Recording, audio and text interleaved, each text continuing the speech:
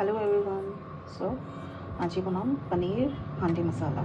So সেইটোৰ কাৰণে মই পনীৰ, ক্যাপসিকাম, পিঁয়াজ মেৰিনেট কৰিছোঁ, দৈ, জালুকৰ গুড়ি, জলকীয়া গুড়ি, ধনিয়া গুড়ি আৰু জিৰা গুড়িৰ লগত। আৰু লাগিব পিঁয়াজ, আদা নহৰু আৰু ড্ৰাই চিলি। এইটো আমি অকণমান ঘিত ফ্ৰাই কৰি এইটোক আমি পেষ্ট বনাই ল'ম। পিঁয়াজ, জলকীয়া, আদা নহৰু অকণমান ফ্ৰাই কৰি ল'ম, তাৰপিছত এইটো ফাইন এটা পেষ্ট বনাই ল'ম। এয়া পেষ্ট ৰেডি হৈ গ'ল।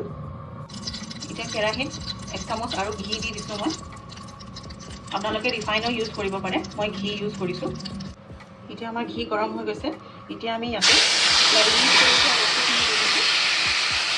এইখিনি অকণমান টাইম ফ্ৰাই কৰি মই ঘিত অকণমান চেনি দিব পাহৰি গৈছিলোঁ, এতিয়া অকণমান দি দিছোঁ। চেনিটোৱে টেষ্টটোক অকণমান এনহেঞ্চ কৰে। যদি আপোনালোকে নিবিচাৰে, আপোনালোকে ভাল নাপায় মিঠা খায়, চ' চেনিটো স্কিপ কৰিব পাৰে। পনীৰ, ক্যাপসিকাম, পিঁয়াজ অকণমান ফ্ৰাই হৈ গৈছে।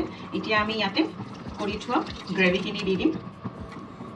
গ্ৰেভিখিনি দি 5-10 মিনিট আমি কুক হ'ব দিম। অকণমান নিমখ দি দিছোঁ। মই মেৰিনেট কৰোঁতেও নিমখ দিছিলোঁ।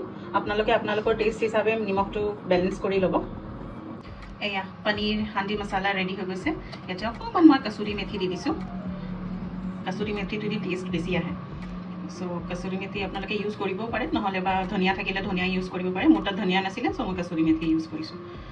চ' এইটোৱে আছিল আজিৰ ৰেচিপি। ভাল পালে চেনেলটো ছাবস্ক্ৰাইব কৰিব। Thank U.